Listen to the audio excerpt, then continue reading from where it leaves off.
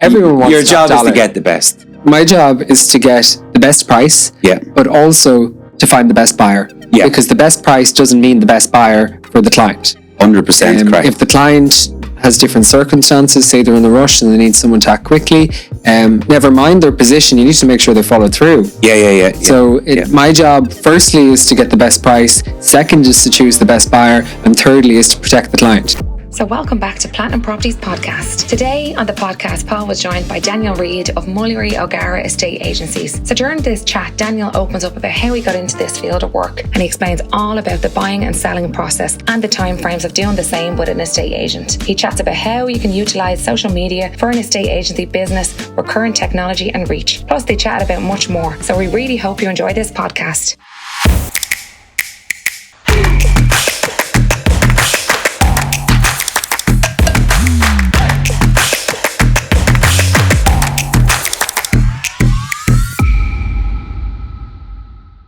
We really want to thank today's podcast sponsors, Platinum Ventures. If you need to sell your property fast and hassle-free, visit platinumventures.ie. Okay, legends, welcome back. And when I say we bring in the biggest and the best around the country, that's exactly what our team has done today. We are delighted to have Dan from Mullery O'Gara come in to join us. They get some fantastic properties. I absolutely love looking at their stock. I love looking at the way they present the properties. Obviously, there's a massive brain behind it, and there's a great master behind there, maybe 2 or 3 masters in behind it. So we're going to go into it a little bit later on tonight. The fantastic presentation of the property, and you guys really take in them luxury homes, and you get to sell them here in Dublin. That's why I've asked you to come in. I'm delighted you have. You're a unique person. I watch a good bit of your social media content. I love it. Some days I'm really pissed off, and I scroll through and I go, Jesus, look where he is now. So we'll probably get into a little bit about you and your life, and then we'll just shoot the breeze as we always do. And hopefully I'm delighted we're back on property, because sometimes we do different podcasts for loads of different reasons, but we're always trying to nudge back the property. But if a business one comes in, we run with it. Yeah. So you're very welcome into Platinum Studios. Thank you, Paul. Yeah, thanks a million for having us on. Really appreciate it. Brilliant setup. You like it? Very impressed. Yeah. Lovely stuff. Well, we might get round 2 out. Yeah, absolutely. Yeah. Well, look, for those of you listening in, sit back, relax as normal. Take as many notes as you can. And again, if you're maybe thinking of a career in estate agencies, you will see why it's very worth it. And make sure if you are jumping into the bracket, or you're going to take it as a career, pick the right company to work for. So, Dan, you're very welcome in. Give us a little bit of background about you, maybe. Sure, a couple of things you've done prior going into estate agency, and a little bit about your life for some of the people that are listening that might know you. Absolutely, yeah. So I've tried every job under the sun. I worked in retail. I swept floors in hairdressers. I washed hair. I was a makeup artist for a while. I've literally done anything you can think of that I could put my hand to make a few quid. And I was leaving cert year of COVID. Yep. And COVID hit, and we were all pressured to put on our CEO what we wanted to do. I put down logistics and supply chain management just because I had to Google what did well, or where the salaries were at, and that's what I put down. I did a week of online logistics and supply chain management, and I hated it. So thank God I had level 7 auctioneering valuation estate agency in. And what I did was, it's an absolutely fantastic program in TU Dublin. I did 4 years of it, and I did the first year of level 7 auctioneering valuation and estate agency. And after year 1, if you do well on all your modules, you can come up to the level 8, which is property economics. Yeah. So I graduated with a level 8 degree in property economics. Hey. I was never good in school, had no time for it. My dad always said that you might not be as smart as all of them, but you can outwork all of them. Yeah. And that's exactly what I did. That shows in your day-to-day life. So just talk to me a little bit about that, because a lot of people that come through these doors as well have that issue. Yeah. So when schooling, you just said 2 things there. You said you were terribly bad in school, which I was myself, brutal. I shouldn't have been there. I think I was probably registered in more times than I was. But then you've taken a subject that you really, really, well, you found probably something that you really, really like. Yeah. You had a major interest and then you aced it. Yeah. Because that's a big, just tell me about that degree Yeah. again you just got. 'Cause it sounds like it's a top end one. I'm 110% on something, or I'm nothing at all. Okay. And school just didn't interest me. I was struggling with an illness while I was in school, which didn't help, but I just never grasped it. And it wasn't that I wasn't good at certain things. I actually really enjoyed maths. I enjoyed business, enjoyed economics, them sort of subjects. But I could never figure out why I had to be there and why, the regimentedness of it and the whole kind of, you have to be there, you have to do this, and this is the only way forward. I was always thinking to myself, there has to be another way. And my mother was convinced that her job was done once I got a leaving cert. Yeah. So I did the leaving cert for her, but it also obviously benefited me. I didn't do too bad. I got the median grade. It was like late 300 points or whatever it was. It was predicted grades. But like they told me I had to sit Irish. I wouldn't sit Irish. I hated it. I just wasn't doing it. I didn't need it. But I fell in love with the property industry. I absolutely adored my course. I met a great group of people in there that I just clicked with, and we all liked the same thing. Has all of them, have you stayed in contact with any? Have they all stayed on, or is there a few dropped off? So my property auctioneering, valuation and estate agency is a 3-year course, and that's what you do really if you want to get into resi. Okay. Property economics is for the commercial guys. And so I could have went into a commercial program if I wanted, but I did a placement in commercial. And while I really enjoyed the company I was with and the people I worked with, it just wasn't fast paced enough for me. And it's pretty boring. Like there's a lot to be said for it. It's, you work 9 to 5, Monday to Friday. It's pretty balanced. You get well paid when you're at the top, but I suppose it's a corporate ladder like anything else. You have to climb it. And so I did the placement, enjoyed the placement. I just kind of felt that it wasn't where my heart was at. Right. So I was the only one out of 45 that went to resi. The rest of them were all in commercial.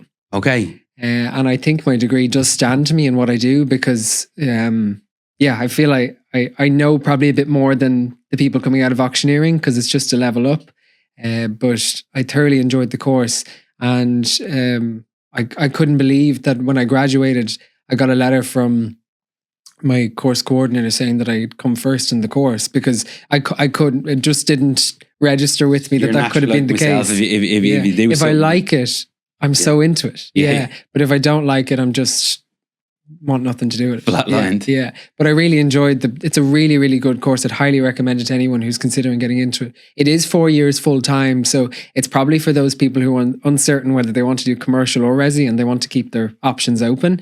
If you're certain you want to do resi, like the Ballsbridge course is probably the best way to go. Because what way would that work for, say, someone that might want to jump into to that side of it, that just want a resi license and want to get trade? And is that 4 years? In property economics, it's 4 years full time, but you can get a PSRA license after 2. Okay, yeah. So if you wanted to do 2 years of that and drop out, you could because you'll have a license. The auctioneering, valuation and estate agency is a level 7, so it's a level down, but it's 3 years full time. So it's not as popular, and they're trying to weave that in. I was only actually talking to the head of course the other day. They're trying to weave it into kind of a graduation into property economics. And the reason why it's not so popular is because people can do the Ballsbridge course and work at the same time. So they make money and they're in college 1 day a week, and at the end they come out of a license. But if you're not sure, you're pigeonholing yourself. Just to recommend them. Well, look, we'll put a link up for both because a lot of people ring in here thinking that we do state agency courses and we don't. You should. I would not. You guys do an exceptionally hard job. It's not an easy job. I mean, if you get a deal right to the end, and then we all know, which we're going to talk about later on today, but the banks pull the plug on a first-time buyer or someone trading up, and I mean the stress of it all. You have to deliver them blows back. Now I know 90% of sales go over the line, but that 10 or 11% back, you have to manage it. I mean, it's a really, really difficult, pressured job, and you'd have to like it, and you definitely have to be. And I'm not saying there's a few estate agents out there, and you open the door and they're like, "There's the house." I'm like, "Oh, Jesus Christ!" you definitely represented completely different. And when you said earlier on about you know, the commercial sector's 9 to 5. Well, I've seen you guys have just sold a house at the back of mine. I've seen your boards out at Saturday mornings. Yeah. I've seen you around the country, and the board's always out in the. This job welcoming is in people. well and truly 24/7. And you have to love it. It's all about people. It's all about network. You know, you're going to make business through the network you have. I get referrals from the gym I'm in. I get referrals from friends and family. But like, you know, I might see them at 7:00 on a Friday. So you're always on. And you have to love it for that reason. Yeah. And the only way you'll do well in this industry is if you're on all the time. You have to work Saturdays. It's literally, it's crucial. It's like late evenings into the evening viewings. You have to suit your network and who's out there. And, you know, if someone wants to see you at 7:00 on a Friday, you can forget going to the pub. That's what you're doing. If you want the business, it's simple as. You want to sell, That's exactly and a lot of people nowadays aren't cut with that cloth. And that's the painful thing. They think, no, it's not, I don't answer the phone after 5:00. If I rang an estate agency and you didn't answer a call from me after 5:00, you would be gone. So, I mean, to get a sale over the line, it reminds me of a hotel that we got married in from the very, very first call. And it was an expensive place and it took every last penny out of my pocket. But we were treated like a king and a queen for that special day. And they really, really, really looked after us from the very first phone call we took in. So I'm sure that's somewhere in the package of Mullery O'Gara. He's have an exceptionally good name, really good out there. Because I speak to a lot of agencies, which we'll get into later on. Sure. A little bit about you, and I'll tell you why. Because I really think you're a funky person. So I'm there building my businesses, and I'm like scrolling through, and next thing I like, this little son of a bitch is enjoying himself in New York. You love New York. What's the? I love traveling. It's probably the only thing I spend a lot of money on. Is travel. I love seeing new places. And it's my way of fun. Dublin is probably, if I'm honest, too small for me. I'd love a bigger city, but my life is here, so that's what and maybe it's on my cards for some time in the future. But at the moment, I'm here, so when I get to travel, I love it. So New York, I'm just back from. It probably is my favorite city in the world. London second. You seem to really, really enjoy it. And you made the most of it when you're over there. I love it. It's a great city. I love being able to walk through a city and not knowing anyone. And that's probably part and parcel. It's the opposite of my job, you know.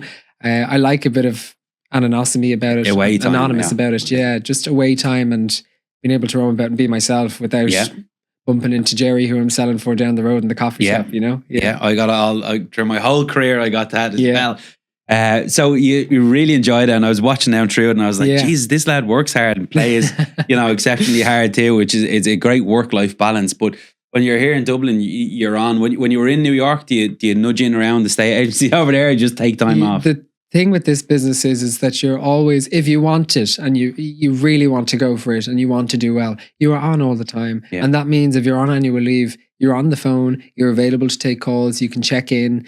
I have a holiday planned in a couple of weeks' time, and I'll be taking the laptop with me, and it'll be opened up for a couple hours in the morning and blitz, and then probably blitz in the evening. But it's just part and parcel with the job. The only time you can truly switch off is Christmas. Because everyone's closed and everyone's away and no one's buying anything and there's no solicitors out. So I tend to fully chill at Christmas. But the estate agency business naturally, wouldn't it? Like from what we've seen, it's like the training business. People are, flying that gap in the year. Our business here, say, is probably really 10 months. Now we've got Platinum Ventures, which again, we have a big refurb on Christmas. Our lads worked right through Christmas, just gone.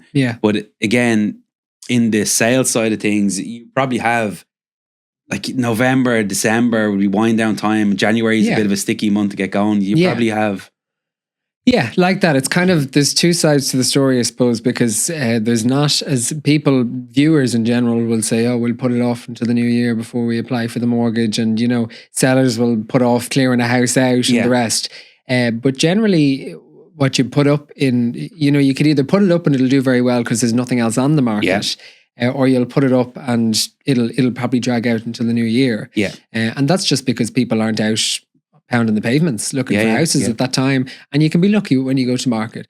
The best time to go to market, in my opinion, and where where prices get very strong is during the summer Sunshine. months. Yeah. When the sun is out, the gardens are able to be shown properly. The photos look fantastic. Everyone's in great mood. Yeah. You can view right late into the evening.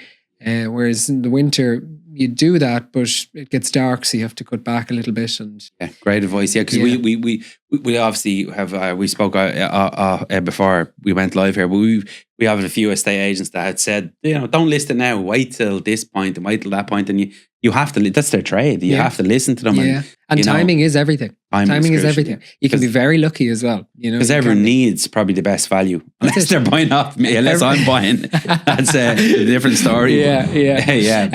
Everyone wants your job dollar. is to get the best. My job is to get the best price. Yeah, but also to find the best buyer. Yeah, because the best price doesn't mean the best buyer for the client. 100% correct. If the client has different circumstances, say they're in a rush and they need someone to act quickly, never mind their position, you need to make sure they follow through. Yeah. So my job, firstly, is to get the best price. Second is to choose the best buyer. And thirdly is to protect the client. So you can't, like when you see all these AI kicking in, all these things, like my opinion on this is you can never have, if I was given a property to someone to sell, and I did speak about this earlier on to you as well, that personal touch from a person that is very, very, because we all know we do business with people we like. Yeah.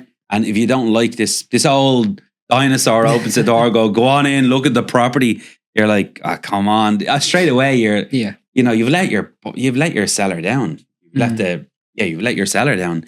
And where if you answer the door and there's a bit of uplift and you have a good history of the property and it's a good sale and the sun is driving and everything stacks up, of course, you're naturally going to get a bit of a better price. That's it. Yeah.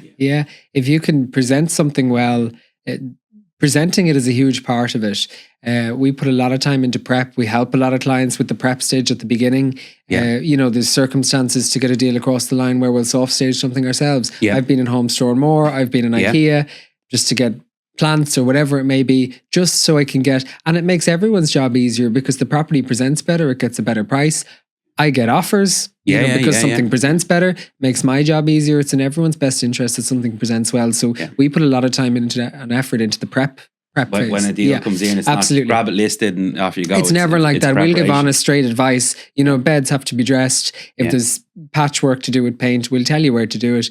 If you don't want to do it, it's up to you. Yeah. But this is what I'm advising to get top dollar. And this is where I again said to you earlier on, my own property mentor knows your, I wouldn't say boss, but you're probably your mentor. Yeah, absolutely. Knows very well. Two of them, As an app, absolutely, both of them. And he knows both of them very well. And he said they are absolutely top of their league in that market, like in the estate agency field. So when I was telling him today you were coming on, he was like, I was thinking he might just burst through the doors. But anyway, go back. Now, take me back. You have a great, great pal as well. And we're going to get into the estate agency in a little bit better again. We used to really, really enjoy life. Yeah. And I seen you floating around. What is your pal's name, mate? So Laura, who's one of my best friends. Right. I've known her 10 plus years. And she is a micro-influencer, and she does fashion and beauty and all that sort of stuff. But she'd be very clued in on content creation and all of that. Might be able to give us a little plug here, a little help here. She might be able to. Yeah. She's unbelievable. I love her. But that's who I tend to go off on travels with. And it's when I'm on the ground here, I generally just work. That's why I struggle a lot with content creation, because I'm like, do people even want to see this? Like, all I'm doing is I mean, this is where I think older estate agency practices where they're not tuned into social media and marketing properly. I would agree with you. You're missing out on a massive. I can guarantee you will get sales out of this. Yeah. You will get, because naturally, I'm going to give you one because I have property to sell. So I'm going to give you one anyway. So, but naturally, people do business with people they like. Yeah. And, if you're not up there, there's someone not up there representing the company really strongly and putting it out on social media. That's exactly it. What is and the like point? Social media at the moment it's so saturated. Like everyone is boring. Everyone is boring. Yeah. Like you need to do something. One, you need to show personality. I know all of this from Laura. You need to show personality. We should have brought her tonight. Yeah, we should have. And two, you need to do something that's a little bit different in whatever industry you're trying to disrupt, right? So like for property, whenever I'm scrolling through TikTok and I see a video with, you know, generic music in the background and slow-mo of this lovely D6 red brick, I'm going to scroll past it. It's boring, you know. You might look at the flashy ones or the turnkey ones or the ones that are nice, but you know, 9 out of every 10 properties aren't like that. Yeah. So you need to add a bit of, you know, I actually literally, you inspired me earlier on because you said I was on TikTok and I said, God, I must go on and post something. And I have a house coming up in Phibsborough at the weekend. It's launching tomorrow. Okay. And it's a lovely period red brick house, but I was down there showing some of my clients earlier on who wanted a preview. And I said, well, I'll whip out the phone now and just do it. But like, instead of doing a walkthrough, I kind of was a bit like, you know, hop on the camera, be personal and show the ins and outs, the prep of the house, getting to market and all that sort of stuff. That's what people want to see. Exactly. You know, funny enough, people are interested in, and a big trend across social media over the past couple of months has been the behind the scenes of business. That's really blown up. You can see it in creators like Amy Small, who's started Odd Muse, which is a fashion brand, but she built the brand on showing the back of the business. That's how she did it. Yeah. Do you notice, now I wouldn't be too great with these names because I genuinely don't really watch too much telly, but again, neither do I. Yeah, my man Ed walked in, his daughter lives over in LA, and he was like, walked down the street and he was like, oh, I know this thing. Popped his head in the door and it was that Sunset. Selling Sunset. Sunset. And my wife, so he popped the picture into the group, just turned his head and they're all looking at us. He just opened the door. This Dublin guy, click. But that's like, I mean, that has people interested. And then all of a sudden, there's fantastic sales behind it. Again, that's a way of doing some serious marketing because you're getting some really, really high-end properties coming through your door. That mightn't necessarily want to give it to the older names that are there and you know, names that, you know, you just naturally would throw a sign up because the sign looks good, but they're a bit dinosaur-y dead and they're not going to get you what you need. The industry need. is ripe for disruption. It's one of the only industries that has been left behind. And it's the same, conveyancing is more or less the same. It's both of them are ripe for disruption, and it's the next generation now that'll take them to the next level. And it'll be interesting to see over the next 10 years what the forefront of real estate marketing will be. Because obviously you'll have the generic sites will still be around, like My Home and Daft and whatever, or your own estate agency website. But I think with AI and things like online bidding and stuff, a personal brand is so important. Personal You're going brands to get left behind, you know? So we are delighted to announce that this podcast is sponsored by Platinum Property Training. Start your property education today. From simply one click of a button, you could be part of the Platinum team. We have made this so affordable for everybody in the country. If you have any interest in property, there's no reason why you shouldn't be part of the Platinum brand. We have got it all systemized. It is right in there with rookies. You can spend 4, 5, 6 or 7 months in there till you get to a certain level, and then you can step up your way through the programs, and you can really start to educate yourself. And we're here to help. We've got the best systems in the country. Click the link below, and we will see you there. Let's get into Mullery O'Gara, if you don't mind, because that's, again, you know, I love to get to know you first. As I said, that's the way people do business. That's the way I do business. Yeah, absolutely. But you have got some fantastic leaders in there, which we spoke about again. You've got Pat and Deirdre, which are probably I'm sure you have disagreement, but they're probably your model. They're your role model of where you probably want to be at their level at some point, so you're following in their footsteps. The offices are Terranure and Ranelagh? We have an office in Terranure, and we have an office in Ranelagh as well. So D6 and D6W are our main stomping grounds, but we'll take anything. Talk to me a little bit about that, because I am starting to see your guys' signs everywhere. And it's obviously because you have got you're two great leaders, obviously, that are well known in the industry. But just talk to me a little bit about it. Let's say that I'm in any area, because you will take property, you will put a for sale sign anywhere. Absolutely, I was talking to you about one earlier on as well. You said absolutely, no problem. Yeah. If I can drive to it, I'll put it up. Yeah, absolutely. Let's talk about that process as such. Paul Green's going to give you a property to sell in Orwell today. Which have sold a fantastic one outside. That I had my eye on as well. It's too late to the races. But what's the procedure in behind it? What is a normal for someone that's going to be listening into our business podcast? Sure. that may want to present a property or give you a property, or, you know, we know there's always a story behind it. And, you know, for an estate agent to just come and just want the listing part of so the fun. hard. Yeah, it's the story behind it. Yeah. There's always that story. It's someone's life. You know, Exactly, it is. Yeah. And it's someone's life on the other end as well. You know, Yeah, like, I'm doing a deal with a guy at the moment, and like he's rubbing the walls because his kids are right there. His kids have now gone over to a different country, and he had an accident in the property, and the property got into really, really disrepair. But it's still that emotional attachment is like, and I sort of was talking them through, going, look, you know, if you're gonna leave, you have to park this journey aside. But again, I'm not an estate agent. I'm just buying the thing. You guys obviously listen to the story, listen to what has the story that is going to be presented back, and then what happens in that scenario. You take a listing in. So if I ring you to sell a property in the morning in Orwell, sure, just talk me through what may happen if you got the call. Or Yeah.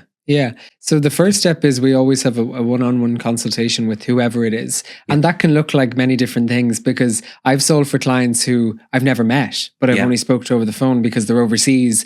And, you know, you have to tailor the package to each individual. So in that scenario, for example, like, you know, I'd meet the client. It may be, for example, over the phone per se, if they were out of the country, and it may be a rental that they're trying to offload. Yeah. And the tenants are moving out next week, and there's no one on the ground, and that's what I'm here for. So I talk to them, and we talk through, you know, what their hopeful value is. Can I get in to have a quick look at it so I can assess it and, you know, get you up to speed on what it's worth today? Yeah. Because a lot of these have them years and years. And I suppose is all we hear in the property market now, which can be a bit of a, like, because we're buying and selling a lot of property as well, it can be a bit of a lie. Not everything goes through the sun, moon and stars. No. You've got, if it's me selling and I'm abroad and I'm saying, look, Dan, come on, these things are reaching 700,000. I want 7. You have to trying to tell them, well, look, they are getting 7, but this ones that are getting 7 maybe really staged well. Yeah. How do you control their expectations in that? Yeah. So we give straight, honest advice. So we're going to tell you what it's worth. And, you know, there's a difference between where you pitch it and what you're trying to get to, because that's how the market has become. And that's how buyers have become to know it and how sellers have become to know it. But the most important thing is that you have comparables. So you have to show them what's been, sometimes you have to educate the seller on what their own property's worth. Absolutely, you know? So you show them what's recently been sold and you compare it to theirs. Yeah. And we say, look, this is what we're probably in the region of, but there's no saying that if two people come in. The thing about residential is it's all emotional. There's no factual information. It's not about figures for a lot of people. It's people will bid with their emotion up to what they can afford. Especially in the areas that you are currently focusing on. Yeah. Like, that's, if someone's moving, say for me, when I moved from Tallaght to Temple Oak, it was a thing because we wanted our kids there then. And it's a bit of a pride thing. So you will load everything into it. You're not an investor. It's not a commercial transaction. It's not a transaction. It's not. It's your life. It's your life. So you're going to bid with your emotion. You're going to bid right up until what you can afford to pay for it, regardless of the rental value or the exit capital value in 10 years' time. Yeah. It doesn't matter. So, you know, there's no saying that when we put that property up and we're hoping for 700, that two people mightn't want it bad enough with the right timing. That it will make 750. So, you know, you give straight, honest advice about what you can achieve, but also you could get a little bit more if you do this. And that's where we come in, because we'll recommend everything we should be doing for the prep stage. We won't just whack something up. We'll give you straight, honest advice. If I walk into a house and there's stuff everywhere and I'm going, if the photographer comes in here tomorrow, you're not going to get top dollar. I'm going to tell you. So declutter, you know, if it needs a paint, we'll tell you. If it needs soft staging, do it. We work very closely with Diana Monaghan, is from My Kind of Designs, and she would do a lot of our fully staged products. So she'd come in, do furniture. She does soft staging packages as well. But sometimes for the kind of, if we're trying to get a deal across the line, or we're trying to, I suppose, get something on, but also, like I do it specifically for clients a lot of the time who are overseas, like that one in Phibsborough that I was telling you about earlier. That client is overseas, so I've done a little bit of soft staging on it myself, which means I'm going down to Dunn's and I'm going to IKEA and I'm buying plants. That's you actually. I physically go to the shop and buy them and I put them in, and that's what you do. But that's the difference in my eyes. That's the difference of giving the property to someone that gives a shit and doesn't give a shit. And I mean, at the end of the day, that's why you have a track record, and that's why your sales signs are popping up everywhere. And as you know, in this game, boards breed boards. So Yeah. I mean, and reputations are. Yeah, well, Dan came in and like I'm across the pond. Yeah. Or I'm in New Zealand, but like they went down and got stuff. Yeah. To make that property a little bit warmer, a little bit nicer, and they done a good job. And that's what, like, there's some properties. I sold one in Harold's Cross last year, and I never met the owner. I met her at the very end, and I did the key handover with the tenant. We got it painted. We got the BER done for her. We did soft staging on it. We did obviously all the viewings. We did all the bidding, everything, the whole negotiation. We kept in contact with both solicitors at the far side, which again, is key. A lot of agents don't do that. As an agent, my job is to sale agree a property. Yeah. That's my job. Yeah. And to get a signed contract. But at the end of the day, once it's sale agreed, it's over to legals. And a lot of agents will say, well, it's over to legals now, you know. Yeah, but I mean, so again, if you're stepping into an investor's shoes that's giving you that, it goes to legals. But I want to make sure that you and your team are helping, because it can be some little simple calls. What you're paying for is feet on the ground and someone to give you honest, direct advice, but to be in your court. It's my job to protect you and make sure the deal. There's no point getting a deal if it doesn't make it across the line. Exactly. You know. Yeah. So you're helping drive that over with all the experience you have. I mean, one of your leaders or two of your leaders you probably have probably 100 years collective experience there. So you have seen and done everything. Yeah. They've been through every economic crash you can back to, current existence. And they have huge experience. They're on the ground all the time. As I said to you before we started recording, that it's key that you're at the viewings, you're doing the showings. There's no part-time staff. There's no, people that are still in college and that. It's the person who's dealing with the property that's at the viewings. No door openers. No door openers. It's key that you're on the ground, you're meeting the people, so you can report directly back to the client. Okay, if it's going well, who's interested? What are they at? Where are they? Where are they getting their funds? Are they ready to go? What's their position? If it's not going well, what's the feedback with the house? Is there something that they could do to present it better? Yeah. Is it that, okay, we've maybe gone in a bit toppy here? Do we need to maybe draw back on the price a little bit to get a bit of bidding going? It's key that you're on the ground, and that's what I believe is tribute to their success, is that they're out and about pounding the pavements. Yeah. They're working still to today, and they, I mean, a lot of agencies that probably do well, you'll never get to see the boss. I mean, if your two bosses are opening up doors and still feet in the ground, that is something that's the recipe for success. Yeah, every Saturday we're out viewing every Saturday. Yeah, mate, brilliant. Yeah. So now you've come to my property. I'm just going to give the analogy to me, and you say you rang me back. I'm over in Spain or whatever it is, sitting there drinking pina coladas, which I doubt was ever going to happen. But I'm in New York. You run around and you're enjoying to myself. Get over there with you. Probably someday. Anyway, and you telling me, look, Paul, this thing is a bit shabby. It needs a bit of TLC. Do you mind if I step in now and put a few flowers around the place, tidy it up? Or you've given me the recommendations. Yeah. I've probably said to you, well, let's not go with that one, go with this one and see what the market does. Then it's over to you, and photographer comes in, I imagine, at that point. So, well, at that point, we'll work with you to see, is this something you want to, we have to evaluate first off, is whatever you're going to put in it come out on the other side?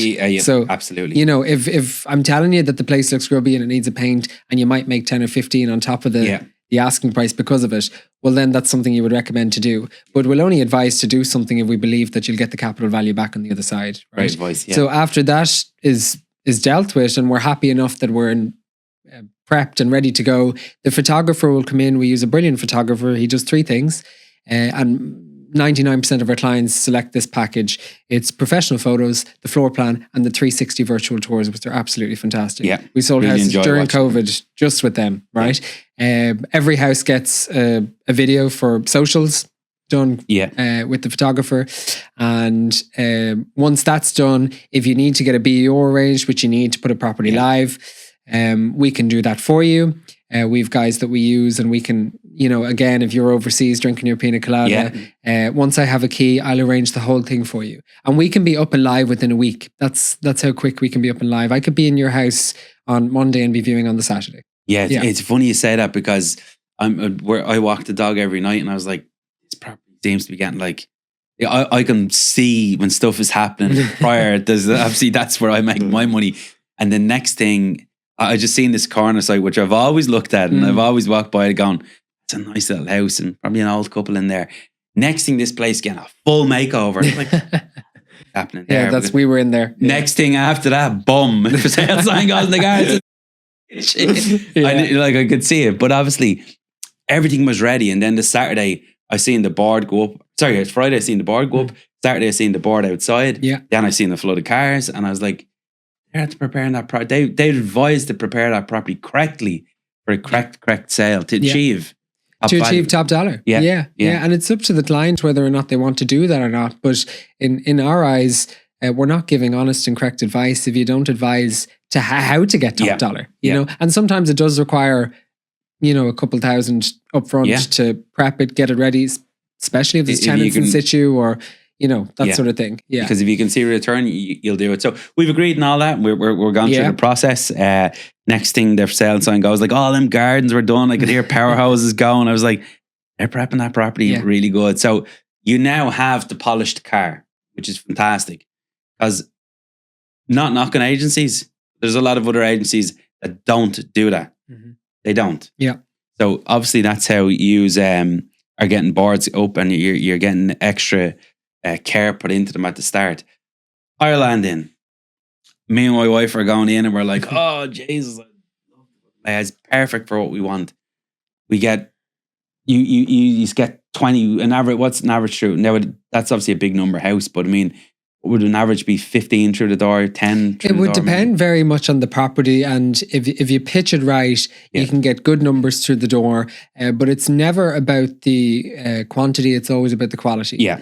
Because there's people nowadays, they look at so many things before they decide on things. Yeah. And they also have their eggs in so many baskets. Yeah. So, John could be bidding on 5 different properties in the local area and, you wouldn't know. Yeah. So it's important that like I viewed a house last week and there was 5 viewers through and the vendor was a little bit disappointed about the quantity. Yeah. But 2 of them came back with offers. Yeah. So, you within could a couple of days. Yeah. You could have a viewing with 40 parties and you might get 2 offers, so that's the way up. So we always home in that while numbers are good because they do create a kind of aggressive, momentum, it's always about the quality of the viewer over the quantity. Exactly. Yeah. And if you pitch it right, you'll have no problem doing that. So when you're on and you're agreed and we have the finished product, the next step is open viewings. Open viewings are so important.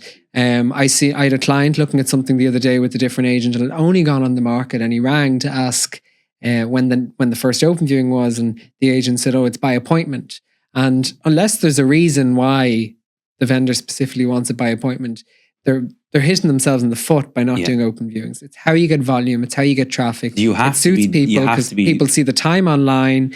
They go, okay, we'll go then, and you make it accessible to people. As I said to you before we started, like you see people up on Daft in my home, different agents, 4:00 on a Thursday afternoon. You don't get people at that time, and you have to make it as easy as you can for the buyers to come through the door and to see what's there. And Saturday morning, again, if it was me and my wife, well, there's a good chance that we're there. We might have a coffee before. We're relaxed. We're in the mood. Yeah. The weekly stress has come to an end. So a lot of agencies are missing out by doing silly times and viewings, and maybe they're missing out on good buyers. That's exactly it. Yeah, you have to suit the public that is looking, and different products as well suit different people. Yeah. Like certain markets, like if you're selling something in the say 250 to 500 market, then people don't have. I'm stereotyping now, but they don't have as much flexibility work-wise as the people in a million plus would. Yeah. So, you might get someone who's in the million plus bracket at 10 o'clock on a Tuesday because they work for themselves and they're working at home and whatever it may be. Yeah. But the vast majority of people, it's evenings and Saturdays. Yeah, that's where you get them. Work life, yeah. So we're in there, we're going around the property, we enjoy it, a bit more kicks in and the properties go up, you lose a few, you gain a few, it's down to 2 people, which can be frustrating because only one person can buy it. Absolutely. And that's the nature of the beast. And that's something, when you're buying a property, everybody knows that. The frustration is that the real offer? Isn't it the real offer? It's a painful thing. And for anyone buying a property, if mom or dad throws up an extra 30,000 or 20,000, a good chance you're going to get it. And some people have it and some people don't. And that's, unfortunately, your job is you have to take the highest offer, because you've got someone like me breathing down your throat saying, let's get a good offer in here and who can close. My job is, our job, the team's job is to get top dollar for the client, but also to choose the correct buyer. Yeah. And that can be, the correct buyer can mean many different things depending on the client. And if you have someone at 650 who's mortgage and, might be getting half a mortgage and then has to sell a 1-bed apartment in Kilmainham, and then you have someone at 645 who's fully cash ready to go and can move in at the ease of the client, which one are you going to go for? It's up to the vendor at the end of the day. You just present both buyers. Our job is to get top dollar. We then present the offers to the client and we guide them in what buyer is best for them in their circumstance. Yeah. We are delighted to announce that this podcast is sponsored by Platinum Ventures. Platinum Ventures, we buy houses fast. Hi Dublin homeowners, are you struggling to sell your property fast in the open market, or maybe that deal has collapsed? Okay, if you're facing this type of a problem, we have the perfect solution for you.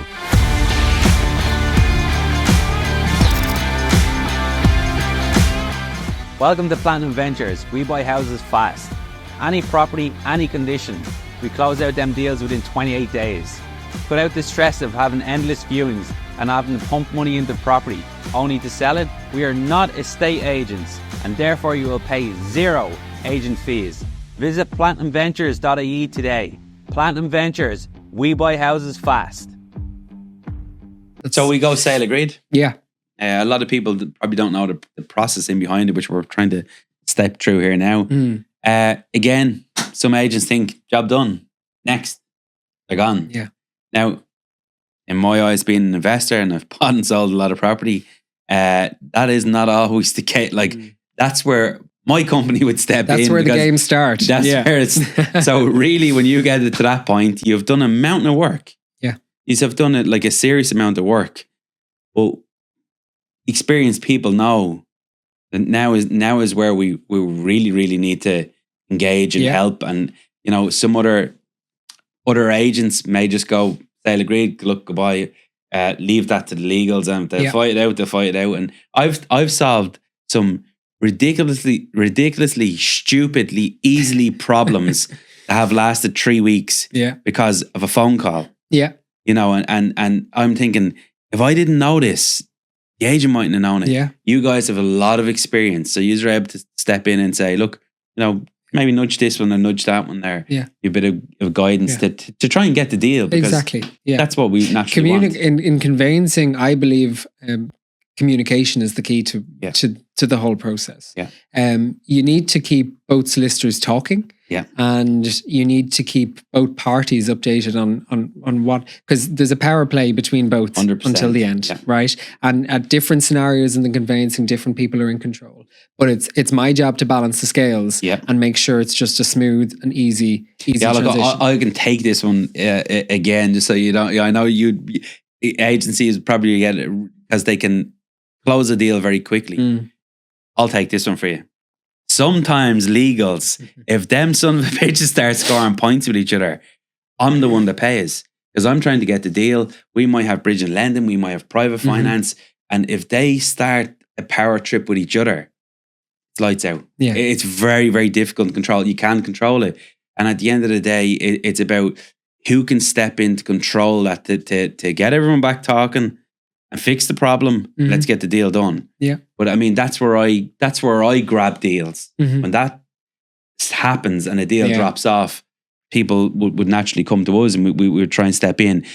It's terrible. Yeah. But if you get two legal teams that are, working together and they've got a good It's great when you get two people who gel well together and two sides that want the deal done. That's the other thing. That's because if you have someone who's, waiting until, I don't know, their lease agreement is up or, they're not just ready to move in or the vendor on the other side has to find something to buy or all of that sort of thing. It's communicating with both sides. Like when I'm going to pitch to people and they're asking me, we need to sell this to buy, will that be a problem? Yeah. Nothing's a problem as long as you can communicate and everything's on the same page, So again, your job still isn't complete. And again, you guys haven't got paid a penny. Yeah. you're still at sell agreed point. This is where I said for people that are wanting to get into the real estate, you work extremely hard. Yeah. All the Saturdays have kicked in, all the time, the preparation. Absolutely. Yeah. And you've got it to legals, and you've got both legal teams they've got everything they're ready to do. Mm-hmm. And that, for me, I'm still not done in the deal, but I'm like, thank God. It feels like now we're going to go for the close, because that's when we will kick in. You always get a buzz when you agree a deal and that both parties are happy. Yeah. But in the back of your mind, it's never done until the keys are handed over. Exactly. Ever. Yeah. And anything can crop up. Yeah. Anything. So that's and it's the stressful part, because you obviously have to try and keep two people happy: the person that's buying it, the person that's selling it, sure. with three people really, and then legal. So you've got a lot of moving parts, and I think again, some estate agents won't deal with this because of that little bit of stress. Yeah. And if you're able to communicate, you have to remember as well, like most people only do this once or twice in their life. Yeah. They have no idea. No idea what's involved. Yeah. So it's our job to guide them through it. Yeah. And make people ask you questions and you're kind of going, how do you not know this? And then I forget that I do this every day. They don't have that degree. They don't have the degree, and they haven't been sitting here on Saturday afternoons, pounding the pavements. And probably sold, a couple of 100 properties that we've sold since the business has been running 4 years. Yeah. And I think we're coming up on about 1,000 transactions. So that's an algorithm that is some serious hats off. Yeah. And you don't, Thank you. like us in here as well, you don't have a stupidly big team. It's very, very controlled. It's precise. It's what my property mentor would say to me, it's focused. You don't need a load of madness. You need a couple of good people that are willing to work hard. We have a really, really good team. Good team. Everyone's on the same page. Everyone gets stuff done. Everyone works hard and plays hard, and that's how you do it. And Pat and Deirdre are unbelievable mentors. Yeah, they'll give you the time. They'll guide you through different scenarios and that, and they know everything. They've been through it all. They've phenomenal connections. They have an amazing network, and you are only as good as your next. So everything is on the line every time. The buyers of today are the sellers of tomorrow. So absolutely, you're linking it up. Then we get into the world before the transaction closes out. You get our good guys, the surveyors, come in and try and destroy every deal going. Again, it's a calling card for me, but it's probably painful for that person that's a first time buyer, maybe that's never dealt with this thing. Yeah, and then they're hitting with another blow, maybe that didn't quite realize that the plumbing system or the drainage system might need to be redone. Then they financially try and tackle that maybe in the background, or maybe the banks are okay with it, and these guys know, okay, your buyer might be saying, well, we just need to reallocate this 5,000 or 10,000 over here, and you have to deal with that bit of stress. Mm-hmm. Once that all passes, this is the part of property that confuses me, because when the legals ring you, which we had today, and say, yeah, you can go collect your keys, I'm like, I don't normally curse, but because all the stress out. I can just seem to go. Yeah. How do you feel when you get that? Yeah. But when you get that phone call to? Yeah, it's a great feeling when something closes and you've happy parties on both sides. I suppose, and this is why having a personal touch on a transaction and not having an AI approach is so important. Is that negotiation is only comes to the forefront at the very end of the transaction. So we get paid for what goes wrong. And these things that crop up, like survey reports and, an issue with title or that sort of thing, all that sort of thing, that's what we get paid for. And a negotiation is when both parties get something. Yeah. And once both parties get something, they're happy and the deal can progress. Yeah. But that's the key piece, is that if they're at a standstill and people, don't know what's worth this or what's worth that and how can we marry it? Yeah. That's how the deal collapses. That's how it collapses. Yeah. And it goes, and nobody's a winner then at that point. Nobody's a winner. Yeah. Because it's, time has been wasted. The seller might be buying something that they might lose out on. The other person has to go back looking for their dream home again. It's and they're down money as well. They've spent legal fees, they've spent survey fees. Yeah. And they've time invested. Important. Yeah. You've given a great lineup, and the reason why I've asked you to come in is number one, I've no doubt normally if I point my eyes on someone or someone gets my attention, I know they're going to do extremely well in what they do. I've no doubt that you're going to take Mullery O'Gara's name and with your two mentors that are in there, because they're not really your boss. They're probably someone that you look up to. I don't call people boss that's around me. I know we know they're their boss. They're paying their wage, but they're mentors, probably that's the what they mentors are, of what yeah. you're going to do, and they're able to guide through the storm, and they're able to guide through the good times. And Yeah. we all know everything's nice and easy when you're just selling. But That's it. you know, if you take Pat or Deirdre there that has been through a couple of downturns, and they know what it's like out the far end to say, Yeah. well, we're never going to have to work. We've worked extremely hard, Yeah. but let's brace ourselves here because we're working harder next month Yeah. on. And if that's the focus you have, you know, you're going to do exceptionally well in there.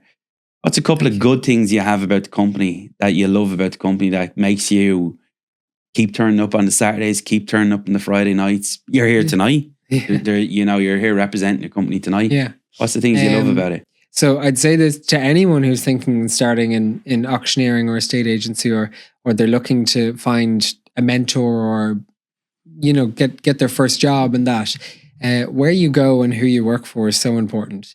It opens doors. Networks can open. You know, you're learning who they are. You are who you spend time with. Yeah. You know, so it's key. So I believe that they've given me the rope to be able to go off and learn and make mistakes and grow from it at a young age. Yeah. And I think in a bigger firm, I wouldn't have got that opportunity. So I think you need to work for someone who is small but boutique, is really good at what they do. If they have a niche, that's what they're really good at and that's what they stick to. We only do sales. We don't do any lettings or management or anything, because all we know how to do is sell, and we know how to do it. Yeah. So yeah. So That's- you know why I'm laughing here, because I have a property, and again, should I say this? I had my wife ring me and say, "We're selling. We're Mullery O'Gara." I was like, "Tara, look, forget about it. I'm just had to put in a big investment in there. We bought a property for, say, look, it was derelict, but it was wrecked. Yeah. But you guys had sold one a couple of doors down, and like we nearly collapsed. I was like, has the market changed that much? You know, has it presented well? Like, this is serious. Yeah. Like we for us, a small family that come from Tala, we landed a pot of gold. And then you make a decision, because property can do one or two things for you. And everyone knows when property goes bad, it goes bad, right? And you have to be very, very heavily educated in it. I think anyone that's buying a property that has no education or has no interest in it, you're just throwing numbers at things. It's just a bit crazy in my eyes. But if you can understand when you pick these things out, I'm talking from an investment point of view. Yeah. We seen this thing double. And your for sale sign was in the garden. I was very close to mine. And we were, as a family, saying, hold on a minute. Is this what we've trained to do? Yeah. Is this the hard work now that, you know, has kicked in here? Like, we're talking, you know, excess of 300,000 in profit. And I'm like, oh shit, now we have to make a decision. Yeah. Now we decided to hold it. And I remember ringing in the office. So when you say that words, you guys know how to sell. And that's the only thing you know how to do. Yeah. You do. Yeah. And there's no comparison. Yeah. And that's my recommendation on this. If you're going to sell something, give it to someone that can sell properly. So really, really hats off. And Thanks. You know, you found some good buyers there. I did. Yeah. I found some good mentors, and it was, I suppose if you were to do it stereotypically, you'd probably do a bit more digging, but I was very lucky that I was working in a hairdresser's at the time, and I just decided on my degree, and I was washing this lady's hair, and she happened to be a director in one of the big commercial firms. And I told her what I was studying, and she turned around to me and said, "What the hell are you doing washing my hair? You should be showing houses." And she put me in contact with Pat, and I started doing weekends viewings for them and opening doors for surveyors and that. And after that, I just... Is that how you got into Mullery O'Gara? Yeah, so I was working for them previously. So I was the first Mullery O'Gara employee. Yeah. Well, I hope to God you've sent out a lady a card. If you haven't after tonight, do. I see her around the village all the time. Yeah. Yeah. No, that, like, sometimes it's right there in front of you, and we all know as entrepreneurs, because you're clearly an entrepreneur, when the opportunity lands, you have to take it. And hats off for Pat or Deirdre, whoever made that. Pat, was Deirdre. it? Pat was the connection, but both of them were working in the same office. Okay, so hats off them for putting their trust in you and giving you the ropes, because as an employee, you look at someone and say you're either going to do it or you're not. And some of the days are grim and they're hard. But I mean, if you stepped into probably one of the best agencies now in definitely, like when I talk in D6 West where I'm from, your user name come up all the time, and I did not even know the owner till the owners until my own mentor said to me today, them guys have a serious track record. And I was like, brilliant. So look, you're doing some fantastic things. I won't ask you what's the bad things about the company because we don't need to know that. But I'm sure there's, like, if anyone was to ask me, I'm a devil for driving things, and I presume that's the same down there. Yeah. It's high pressure. But it's high stakes. Yeah. And if you want in, you're in. If you want out, there's the door. And that's it. And as I say, don't let it hit you in the arse on the way out. Well, in the property space, we'll finish up in the last maybe two, and then maybe if you want to add a bit of value in yourself, you can. In the property world, where do you think we're heading with your experience? I mean, you've a serious degree behind you as well. You've done over 1,000. You've been involved maybe in 1,000 transactions. Where do you think the market is currently at the moment? Do you think we've a good bit more room left on it before it cools down? Do you think it's cooling down? Do you think this is the new market? What would if you were to finger point something, would you say, where do you think it is? I think prices are probably stable at the moment. They're not increasing, but they're not decreasing. Yeah. And it goes back to the classic economic equation of supply and demand. Yeah. Is that there is no supply for the incredible demand that is out there. Just like huge. I'm in some houses on a Saturday, Paul, like there is 40 or 50 parties. So that's 100 people at the door, for certain products. Yeah. And I see that. I'm on the ground. I see it every single Saturday at certain properties. So it is back to the old supply and demand. I suppose my view on it is probably that certain brackets will probably just pull back a little bit. And when I say that, I'm talking maybe the $1 million plus. Yeah. Because these people don't need to buy. They'll probably hold off and wait to see, how the economic climate. They can also increase $100,000. They can, but they're more cautious about their spending. Funny enough, Whereas if you come down a bit lower, 500 and maybe right up until the $1 million, a lot of them are first-time buyers. And they're renting or they're staying with mom and dad and they want out and they just want to buy. They don't care when. On that mark, do you find that, and I think I think you've expressed this a couple of times tonight, and I'm a true believer of this, if you're going to sell something, do you find, and it's probably an easier job for you, but if that property is turnkeyed, for someone that's going to go into, say, the Temple Oak area, find a rundown property that maybe an old woman has died in, and just instead of doing that little small flip where you just, we'll just re-advertise it up and hopefully they get the grant and they'll still make money at it. Yeah. Would you recommend that if you turnkeyed that one and staged it to a really, really high standard, is there queue buyers there for that? Yeah, absolutely. Anything that needs work will take longer to sell. Yeah. A lot of people won't touch it with a 10-foot pole. You have to remember, first-time buyers are first-time buyers. They haven't a clue about anything. They don't know what anything costs. I'm standing at viewings and people will go, how much to change the windows? And I'm going, well, do you want M&S windows or little windows? You know, how long is a piece of string? So you have to remember that. So when you present a property and you can stage it and you can make it look presentable, there's some statistic, and I think it's like 60% of people who walk through the door can't imagine themselves in a property with no furniture in it. Which is mad. Yeah. And you think I have quite a creative brain, so I can envision myself somewhere. Yeah. But the likes of my mom wouldn't.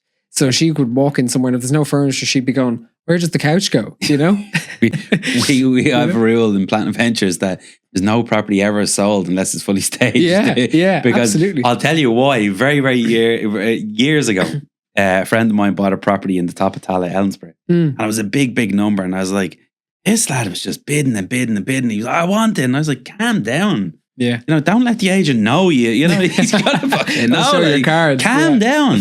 And we went into the property and it was, beautiful. And it was done up and he was like, this is here, that's there, this is for the sofa. He was just sold. Yeah. He didn't care about the number. Yeah. And I was we were early days investors, and I was like, hang on a minute, this is a bit mad. Like this, he's just going crazy at this thing. Like money was coming from everywhere. Yeah. You know, they got the 360, you got 370, you got 375, and then he just pounded another $5,000 because he wanted this thing. Yeah. Because his life, his family, is everything there. And a week later, I went up to the property to give him a hand move, and I was like, what the fuck? Now, this thing was staged by a proper investor selling it. Yeah.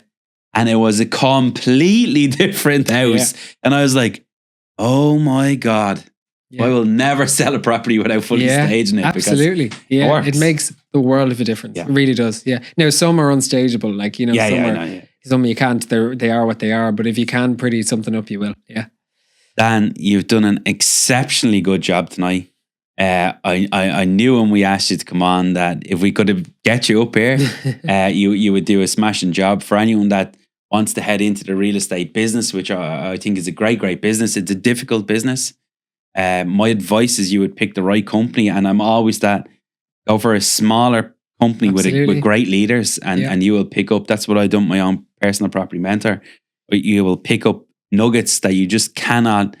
It just can't be put into a computer and spit out an algorithm. No. They have been through it. Yeah. And if you pay attention and listen and stay focused and don't let the madness kick in, you will someday be a leader and you will someday look down to them. So I really appreciate you coming up to Platinum and spending a bit of time. Yeah, appreciate being asked, Paul, and it's been an absolute pleasure. Yeah. And we might even ask you for weekly, or not weekly, sorry, I know you're way too busy, but we might even ask you to step in maybe with every 6 to 8 weeks for a market update, because you're a real would love to trendy and you're very focused, and I think you're going to smash the real estate business.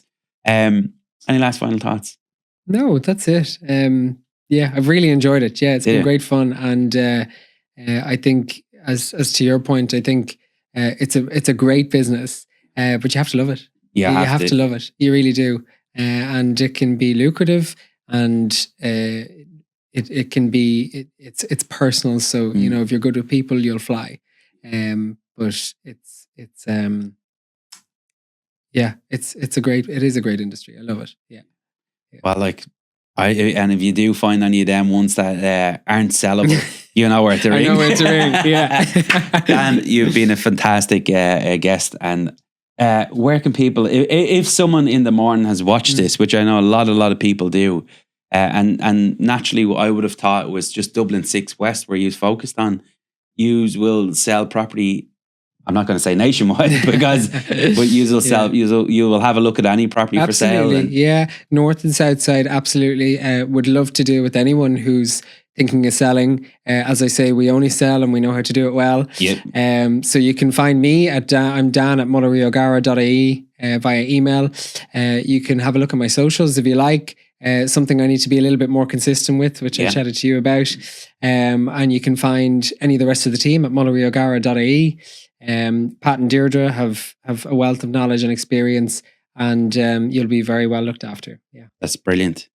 Lovely stuff. So there you have it. If you want to sell your property and you want to sell it to people that know this industry extremely well, I think you should reach out to Mullery O'Gara and at least have that conversation. And again, just some people might reach out and their thoughts might be, I'm going to sell this next summer. Mm-hmm. It's not always that they're going to ring you and just sell it. I mean, absolutely. It's like brings me back to that wedding synopsis. Like we had the phone call. By a month later, we knew exactly that's where we were getting married. 9 months later, we got married there. So it's probably the same in the estate agency. It's that first call. It's a massive decision for people. It's huge. Yeah. So you need to like the person who you're dealing with, and you need sound, solid advice. And if you're thinking about doing it now, or you're thinking about doing it next year, or you don't know when the time is right, you'll just know when it's right. Yeah. We're on call. We can have it up within a week, and we can suit your timelines, and we'll give you the best advice to get the best price. That's great stuff. On that note, thank you very much for coming in. Thank you, Paul. Yeah, cheers. Lovely stuff. And a brief thank you to today's sponsors of our podcast, Platinum Property Training and Platinum Ventures. Thank you very much for listening in.